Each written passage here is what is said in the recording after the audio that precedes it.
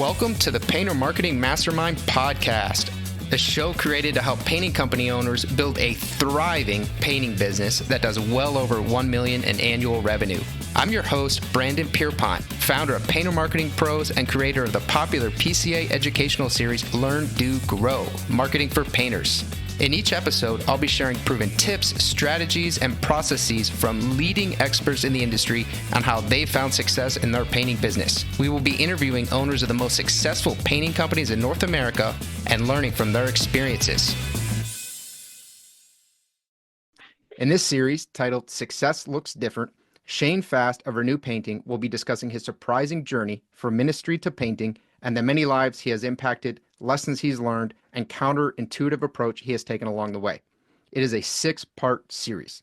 In this episode, episode 1, Shane will be discussing his unlikely path to painting and his bold vision for the future. In episode 2, Shane will cover the initial hurdles he faced, both personally and professionally, and how he overcame them. In episode 3, Shane will dive into his decision to professionalize and scale and the action steps that allowed him to do so. In episode 4, Shane will lay out Renew Painting's core values and how that impacts every aspect of the business.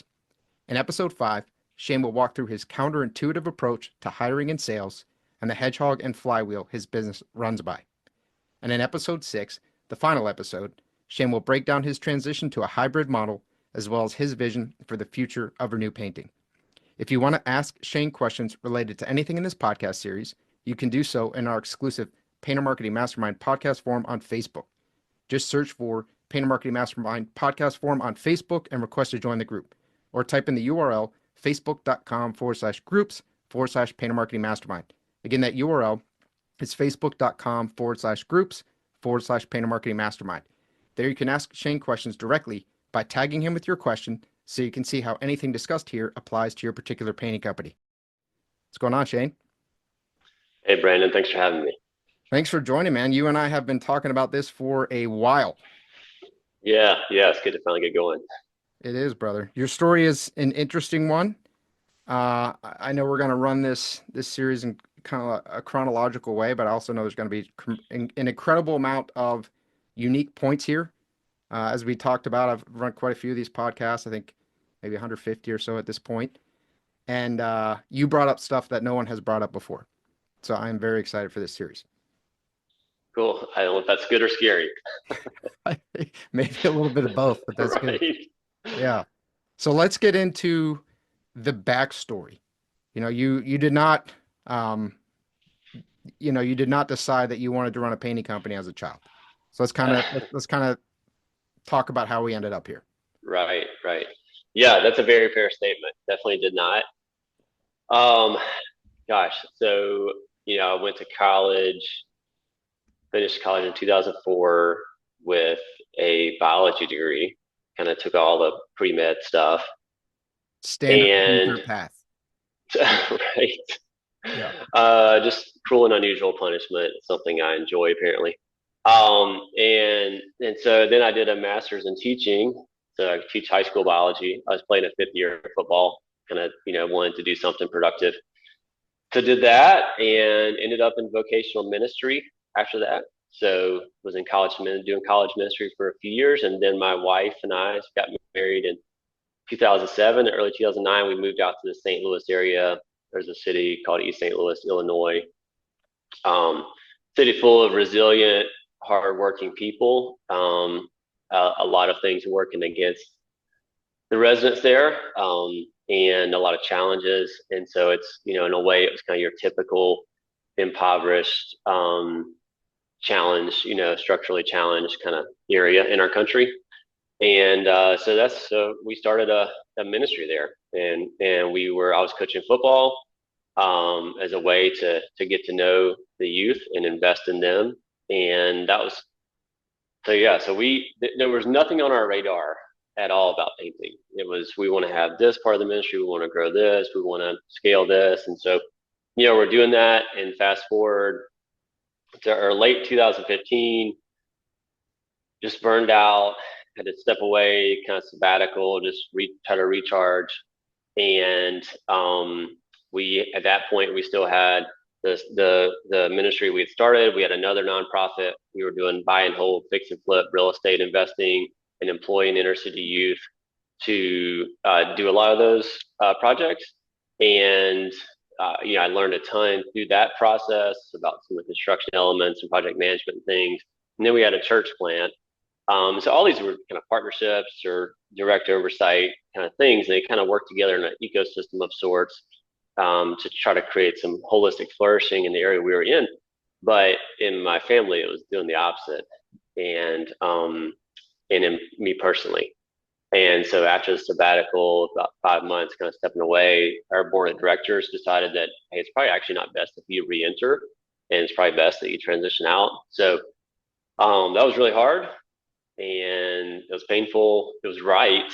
It made sense that, they were really thinking for us. Um, This was the it was, but ministry board of yes, directors? Okay, yeah. So I mean, so essentially, it's in a way, it's almost like being fired, right? sure. Um, if we make it in the crudest terms. But this is a group of people that cares about our family and is trying to think for, hey, I think actually like stepping back into this is probably not going to be a good thing. And they're right in the end. So, sometimes, things are hard to hear like that, especially in the moment. And we felt like that was we had all three children while we were out there. We moved out there. We almost felt like this was our first child. And then our three biological came later, it felt like our baby we were having to give away to somebody else. And so it was very painful. So and feel free to interrupt me at any point to clarify anything. But I ended up painting. So that was February 2016. We stepped away, and I had two men who said, "Hey, you're over halfway done with this seminary degree." And I was just driving over into St. Louis, 45-45 minute drive, taking classes. They said, "You're over halfway done. Stay and finish that instead of just going on to the next thing." They knew me very well. I would have just, boom, I'd have been out of there and I'd found the next mountain to start running up. And it was such a gift and such a grace to stay there and to spend a year and a half in full-time school because of the people that I was exposed to at Covenant Seminary in St. Louis. And a couple men really took me under their wing. And then there was a female professor, Tasha Chapman, learned so much from her about leadership and self-care. And I felt like, well, we'll get into that whole kind of rebuilding process in a little bit, but on the practical level of painting, we had to eat. And so, so I did two Yeah. things. I took a line of credit against our house. I bought another house with that money, flipped it. That gave us a little bit. And then my wife started a Facebook page. We just named it, I think, Quality Renewal Painting and Remodeling or something. And I just started doing anything I could to try to make money, paint by the hour, eventually learn how to quote, so that's kind of how I got into it. It was really just a survival mechanism that we thought was going to be very temporary, like very temporary. Yeah. So it was kind of like a part-time hustle for you in the Yeah, I beginning. mean, it was really just, hey, we just got to do this till we finish school, which would have been May of 2017. So we're thinking a year and a half, you know, Yeah. you're thinking a year and a half, and then we're on to the next thing. How'd you And choose painting? Was that something you had done? Like you've yeah, painted your house before or something? I painted my house a couple of times, and it felt like when we were doing the rehabs with the the students and the young men and women in the inner city ministry, that was something that was always really easy to jump in there and do. It felt like it came naturally. I love learning a lot of other stuff, but it felt like that was a really natural thing. And let's be honest, there's a really low barrier to entry. I mean, I had a Chevy Impala. I could get a little one of those Werner ladders that collapses and put it in the back seat, and a roller, a bucket, had all I needed, a few Were tarps, like you, did you temporarily change your name to Chuck? Were you the Chuck, to Chuck and Chuck Chuck. and a Chuck? I didn't. Had I known, I could have legally Yeah. changed the name. Yeah. Hey, what was their quote? I'm Chuck. I'm 20% cheaper. Yeah, I mean, I might have been that guy because I didn't know I was, man. I mean, some people at first got some deals because I had no Oh clue yeah. how to quote stuff. I was painting for an hourly rate, which was probably a huge deal because I got pretty good pretty fast. So eventually I did. It didn't take long to realize I need to start actually just quoting this out, and but I still was probably I probably left so much room on the table, Yeah. but anyway, so Yeah, prior to digital marketing, how I ended up getting into marketing was I had an auto detail business, and I started like you where I was doing the auto detailing. So I was the owner operator. yeah, And I remember the first sale I made. My background was not in entrepreneurship, it was in finance. So I did investment banking and private equity and kind of okay, the hard charging Wolf of Wall Street kind of finance deal. And then I decided that wasn't for me, ended up becoming an entrepreneur. And the first sale I made, I think it was for like $85, which for an auto detail is a joke.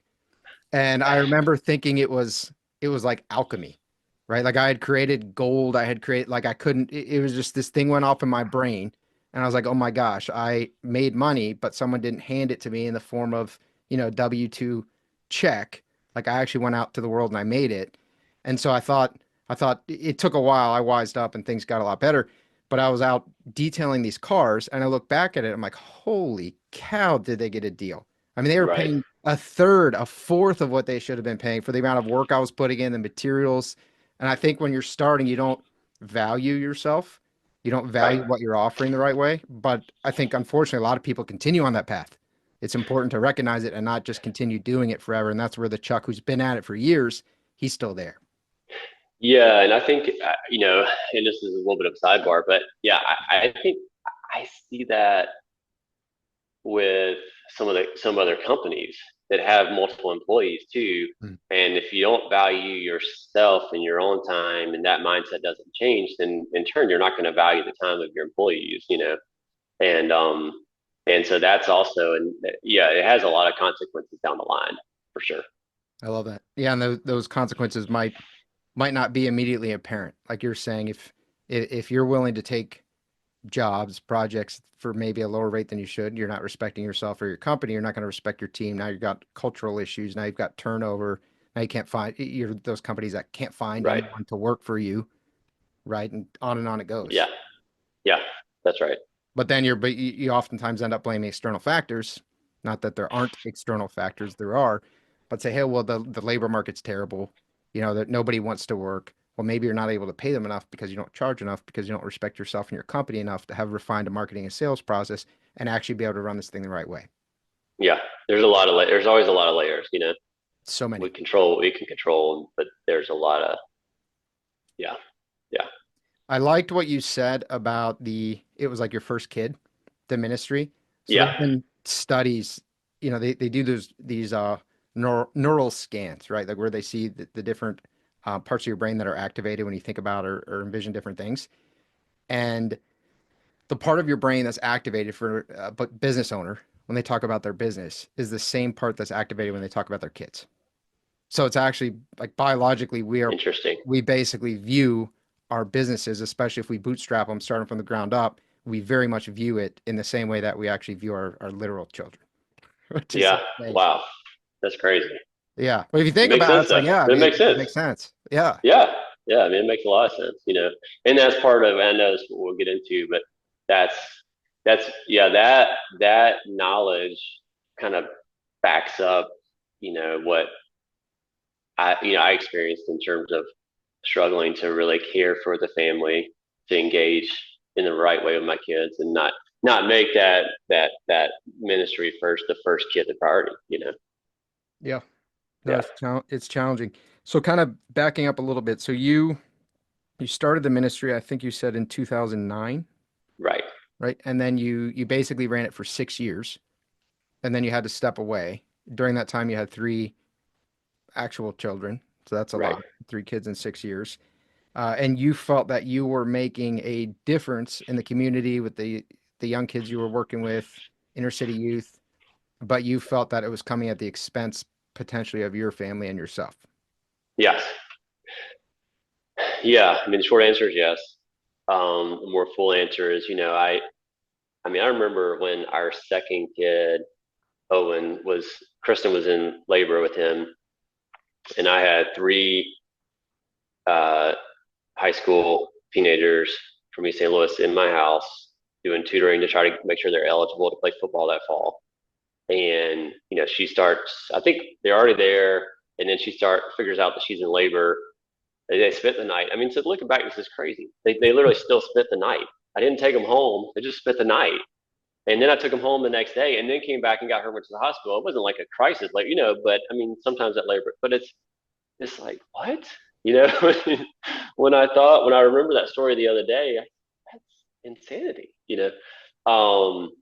but that's a good microcosm of, kind of how it was. I mean, and then we have the kids and she's in the hospital C-sections and I'm trying to figure out I still got to do this part or I got to do this part, and some of that was, we were in our first two kids. We were only a year into it, and a year and a half, or 2.5 into it. So we didn't have a lot of systems and people. You had to fundraise for everything, So it was, it took a while to grow some of those things, but still, there's a way to to do that to where you can really focus on your family. And I just didn't do it, and I didn't take care of myself either. Um, I didn't know how to cope with hard things that happened. Whether it was the extreme of, one of those kids that spent the night that in those three, Alonzo was shot and killed, not too long after that. I mean, so if it's that dramatic a thing, or if it's just little challenges along the way, I didn't have a self-care coping, strategy. And so, yeah, just gradually just I wore down. The lack of attention and focus on the family became really important or really obvious, apparent. It became really apparent in 2015. We had our third child, and my wife had a lot of postpartum anxiety. And it was all of a sudden like I tried to be present and I tried to be at home, so step away more and be present. But I feel like I wasn't helping. I didn't know. I remember telling a counselor, it's like, I'm trying to be here, but I don't really know what to do. And this is my own house, Yeah, and this is my wife, and it felt so I felt exposed, it's like, sure. man, I got a lot of work to do. This is not right. Yeah, man, thanks for sharing all that. I think that is really wild to look back. I mean, there's not much more. There could be a medical emergency in a negative sense, I guess, but I would say a birth is kind of an emergency. That's a pretty big deal. There's not a lot I can think of. Like what could happen today that I would drop absolutely everything for, regardless of what it was, and Right, focus on. A birth is definitely one of those things. So for you to kind of look back and be like, wow, still kind of kept on my day in some ways. Yeah, it's so easy to lose perspective when you're in it, and then you look back and it can be like, man, that was crazy. right. Yeah, I mean, yeah, it's almost, you say it out loud, and beyond having like worked through a lot of stuff and everything, there should be it's almost like you don't have an element of shame. Like, God, that's kind of embarrassing. I just tell people that, You should Um, though. You should, because but I mean, all of us are, yes, some way or another, we're making mistakes, right? So it's good absolutely. for people to hear about that. And the reason I keep drilling into this, people might be listening and think, well, you know, why are we talking about running a ministry or building a ministry? But what we're talking about here is the exact same thing as starting a business, Yes, right? You started this thing, you got imbalanced, you lost perspective, you felt like you were doing something probably for the greater good, especially because it was a religious thing. You're helping youth. I mean, in your mind, you're probably justifying it. You might be cutting down the absolutely. family a little bit, but it's okay. It's for a higher cause. But then things are falling apart. You're falling apart. And I think a lot of entrepreneurs, I know I have, suffer from that very thing. Yeah, yeah, and that I mean it's so easy, because we do care, and I think that especially if as entrepreneurs we're building something, if our end goal is just to make money, I mean I think we're probably invested. I don't know if we're as invested, but I think most of the people that are pretty successful, their end goal is not just to make money, Yeah. and they're wanting to impact people. And you're there's a connection there, there's a connection there from your heart to your work, because you're leveraging it for something greater than yourself, right?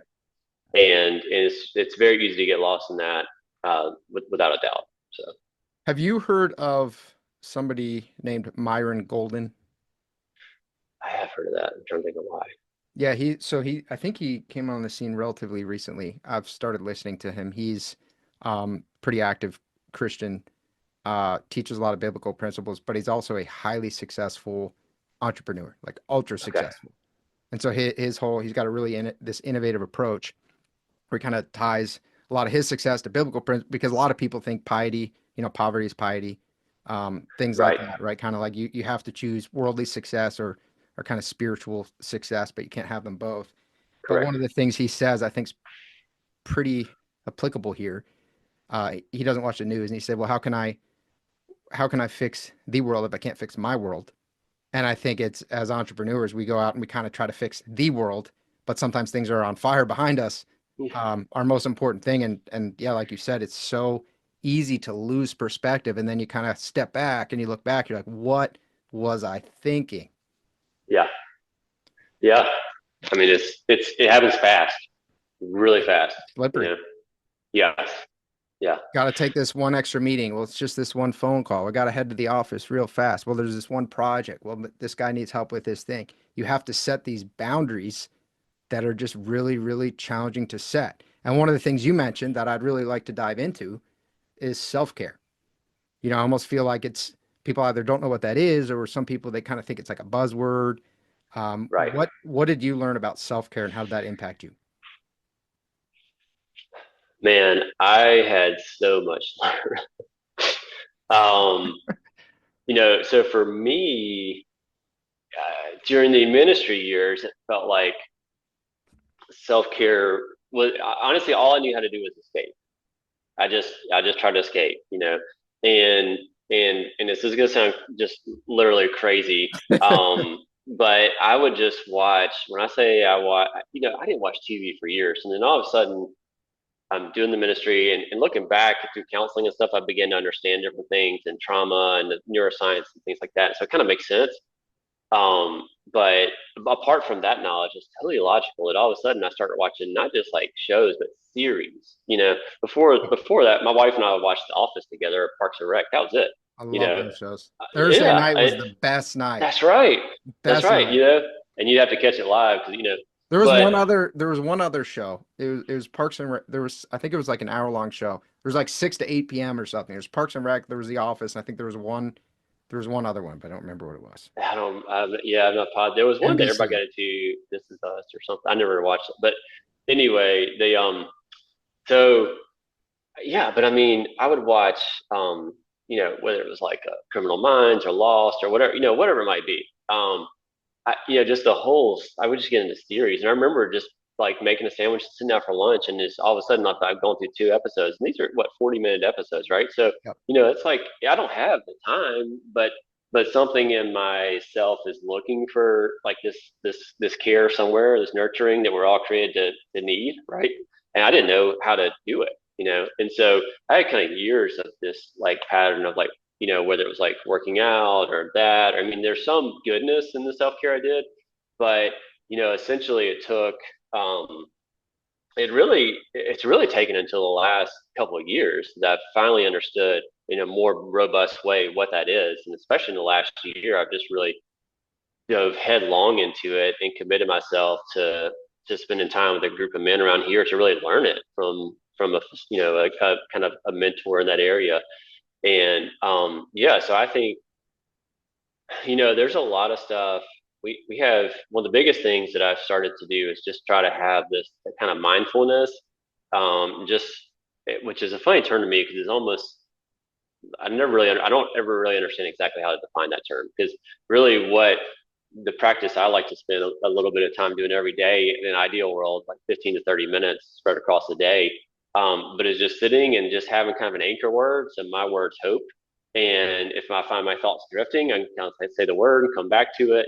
My thoughts are going to drift. And so it almost like you're just trying to let things to go by and declutter your brain to just be present in the moment. Love to do it outside where you hear birds or nature and things. And again, this is going to sound totally crazy. From if I told the team that I worked with in East St. Louis this, they'd be like, "Who is this guy?" Oh, because it was like I was just charging up the mountain and hoping Yeah. you were catching up to me, and eventually realizing not only how much that broke me, but broke other people and affected other people, is what's driven me to dive into this self care and realize that as a leader, if I'm not healthy, and I'm going to lead in a very unhealthy way. And so, that practice, if I find myself during the day, like really stressed and really hurried, I might just put everything down and just stop and just do some deep breathing for a few minutes. I've literally told, our office operations manager, Hannah, we've been about to start a big project or something, or figure something out. And I said, hey, I just need a couple minutes to kind of center. And it's hilarious. I must do it enough, Brandon, that she's like, well, am I supposed to be doing it with you? Because This is I've a tried to teach some of team this stuff. exercise.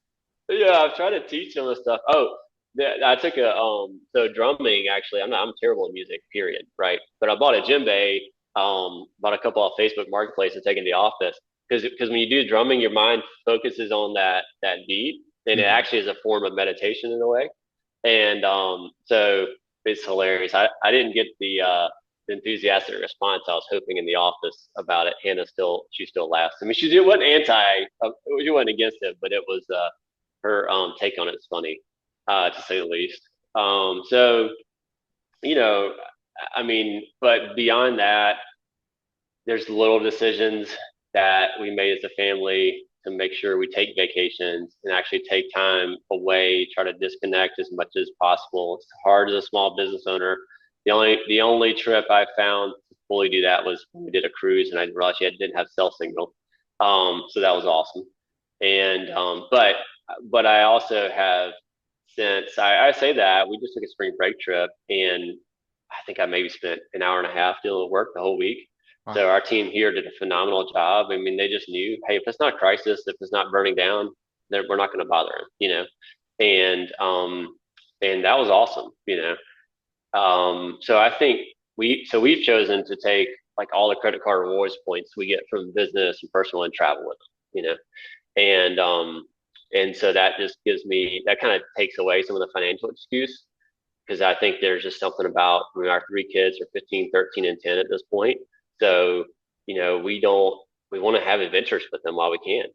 I mean, by God's grace, we hope to when they're out of the house and everything, but their schedules are going to change, their lives are going to change. And, it's easy to see how that doesn't happen as much. This is our prime time.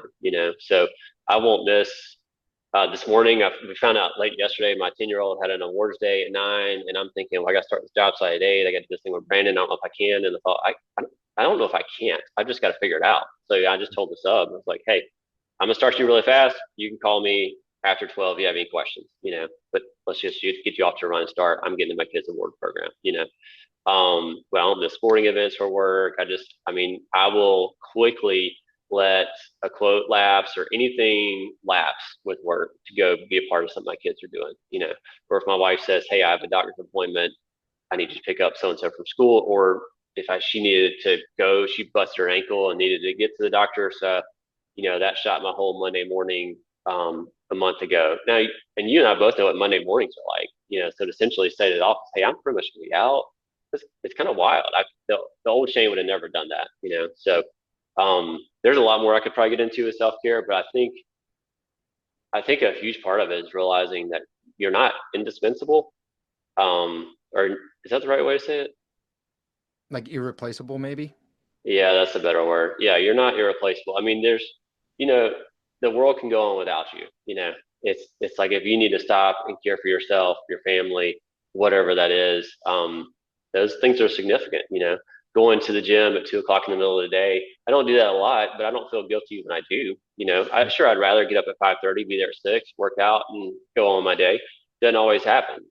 But I also know that I need sometimes to just get on a rowing machine or just get a workout in to declutter, de-stress, and reduce anxiety or whatever it is.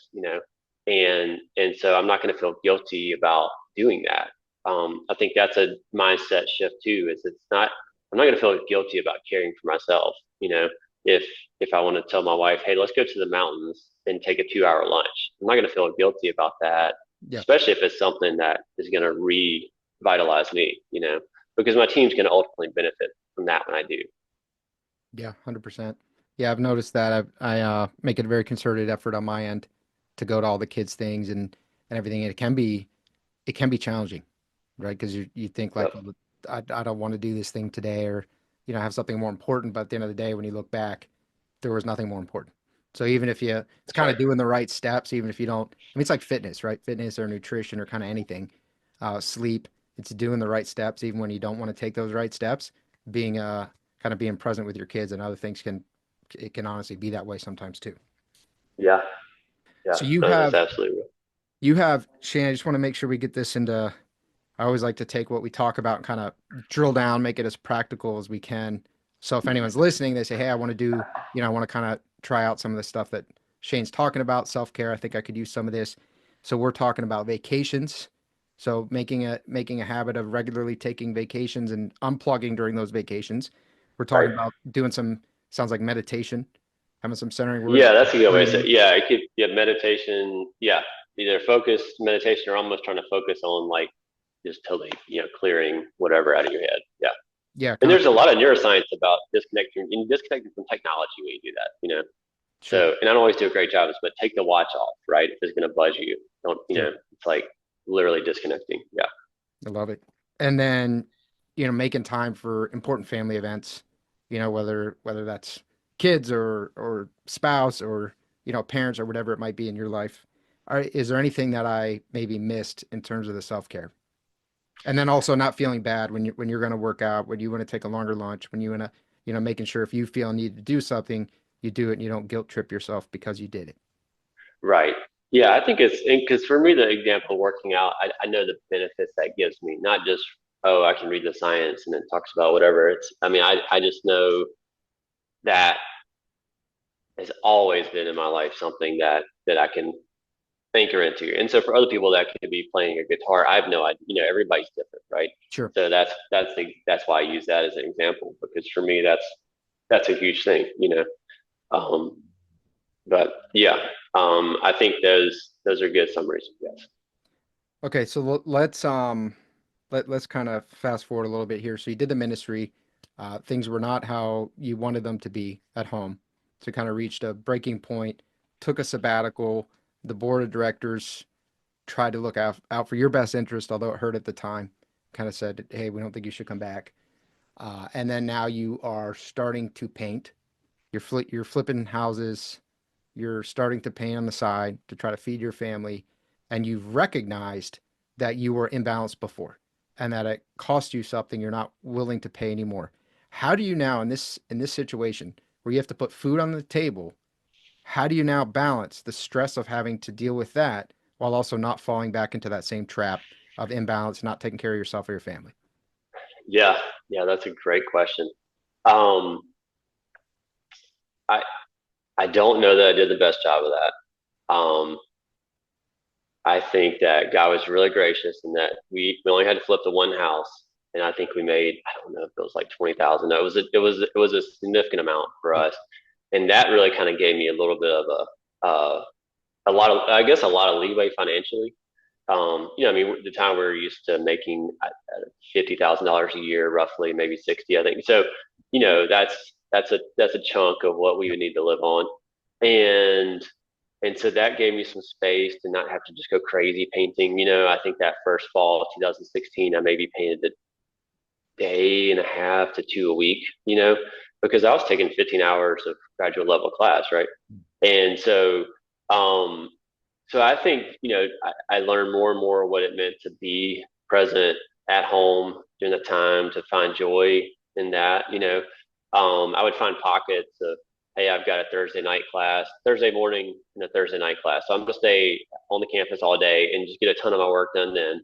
So we kind of like pick and choose that, hey, I'm supposed to be out all Thursdays, but that's gonna allow me to be present other days. And there were little kind of strategies I try to incorporate. So a lot of what I was learning at the time, or what I knew was, okay, I can be present at home and be engaged when I'm here, not on the phone, not whatever, but actually be engaged. So I was very cognizant of, the damage that had done before. In our marriage, I could see it with.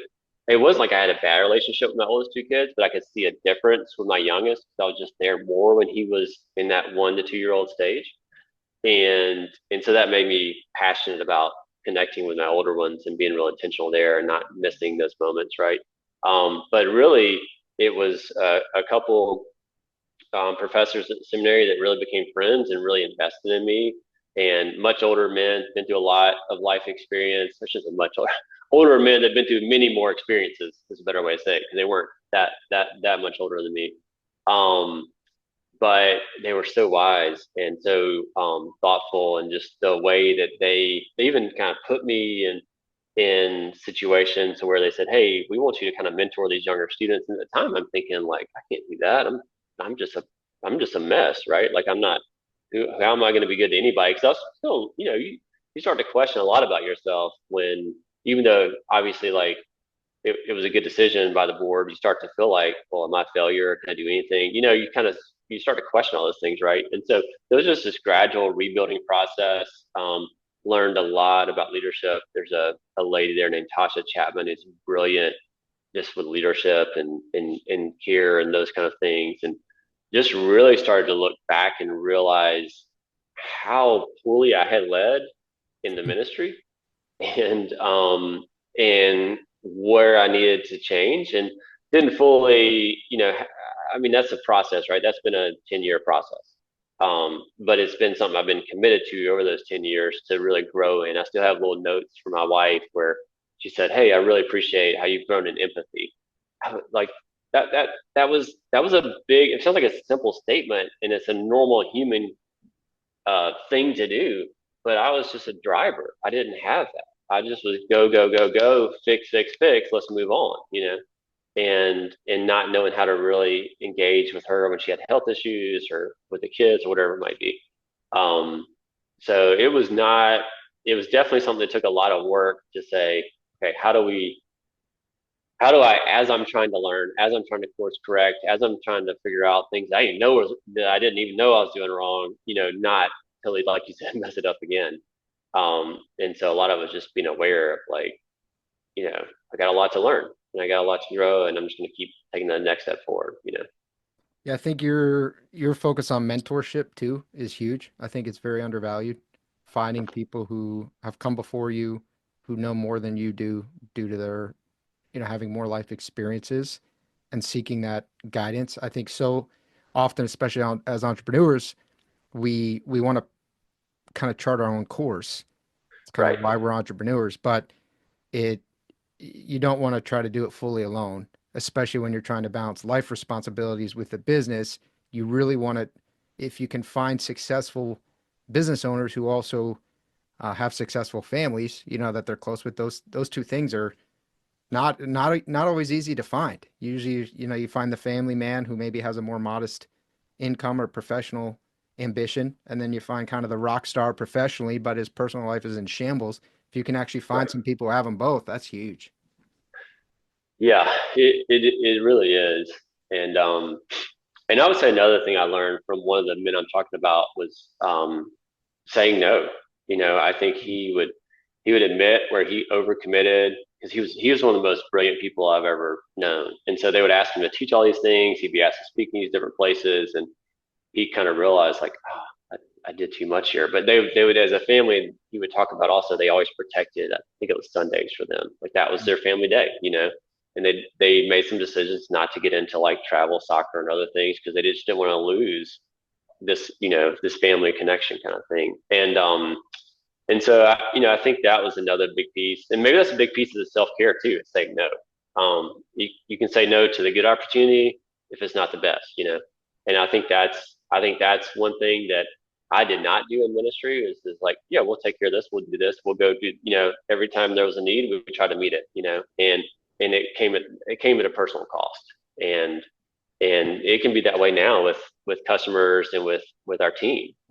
Sure. How do we balance that? Yeah, we really just can't do this. Sorry, like being able to disappoint somebody for the good of yourself. Yeah, and I think I mean, saying no is such a valuable life skill and entrepreneurial skill because there's the shiny object. There's the, hey, we're already in the home. Homeowner wants to see if we can do flooring. Maybe we should open a flooring division. There's hey, this project doesn't seem like a good price. Homeowner seems like they might be problematic, but we'll make a little bit of money off of it. When you kind of know in your gut, hey, this isn't worth the risk. This homeowner's going to be problematic. Just say no. So we bring on so much unnecessary hardship to ourselves because we overextend. And Yeah. I think we don't even realize we're doing it, right? And we just Right. have so much on our plate. It's kind of that 80-20 Pareto principle. Like, hey, what are the 20% of things that I'm doing in my personal life, that I'm doing in my business, that are generating 80% of the results that I want? And let me lean into those versus chase every single avenue, every single opportunity, and then end up being overwhelmed and burnt out. Right.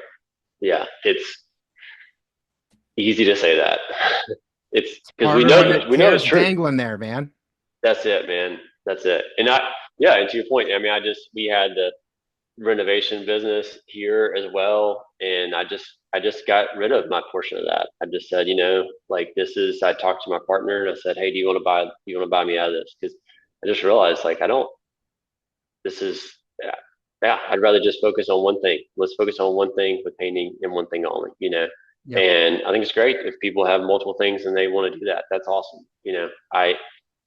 I just, as a way to protect myself and everything, yeah, I've had to make hard decisions like that to say, no, that's a good opportunity, but it's not the best. Yeah. Yeah. One of the things I'm actually most proud of, and it's not that it will never evolve. It might in the future, but one of the things I'm most proud of Painter Marketing Pros is we've stuck only with painters, because we've had so many successful partnerships with painting companies, and then they have a flooring division, right? Or they have some other thing, or their friend runs a roofing company, and can we market for the roofing company? So there's been all these opportunities, but I know that if we focus on the one thing, continue to refine it, we'll be the best at it. And then we actually have systems that scale, people that scale. Um, but there's been a lot of no's along the way, and it's hard. Yeah. Yeah, it really is, especially when it comes to, like you said, it feels like, oh, we could grow this, we could do this, we can make Sure. money here. And it's just usually, yeah, I'm like you, it's usually not worth it. And I had people that thought I was crazy when they said, why would you sell your majority share in this other business? And I was like, if we just, one, quality of life, two, peace of mind, three, if I actually take that energy and put it into the painting business and do the one thing that we know how to do really well and do it over and over again, we're going to grow enough that income is going to be replaced anyway. Yeah. So yeah. Yeah. The one thing. Shay, man, this has been a deep episode, deeper than I actually realized we were going to go. So I've appreciated that. Is there anything you want to discuss that you want to add before we wrap up this first episode, kind of covering the backstory leading into the painting company? No, I think, I mean, like you said, we went, we went a lot of places. I would say that the last thing that, would be interesting, we'll get into, well, yeah, I think we'll get into it soon here, but it's just that I still had a resistance to doing the paint, even when we moved here. It's like, I don't want to do this. I didn't want to do this. Just want to go find a job. And so that's been an interesting evolution too, from that reluctance to where we have a lot of joy in it now. So, I'm excited to share more about that. Yeah. Nice little teaser. Tune in for next week's episode. Awesome. Thanks, man. All right. Thank you, Shane. Appreciate you, man. All right. See you again soon. If you want to learn more about the topics we discussed in this podcast and how you can use them to grow your painting business, visit paintermarketingpros.com/podcast for free training, as well as the ability to schedule a personalized strategy session for your painting company. Again, that URL is paintermarketingpros.com/podcast. Hey there, painting company owners. If you enjoyed today's episode, make sure you go ahead and hit that subscribe button. Give us your feedback. Let us know how we did. And also, if you're interested in taking your painting business to the next level, make sure you visit the Painter Marketing Pros website at paintermarketingpros.com to learn more about our services. You can also reach out to me directly by emailing me at brandon@paintermarketingpros.com, and I can give you personalized advice on growing your painting business. Until next time, keep growing.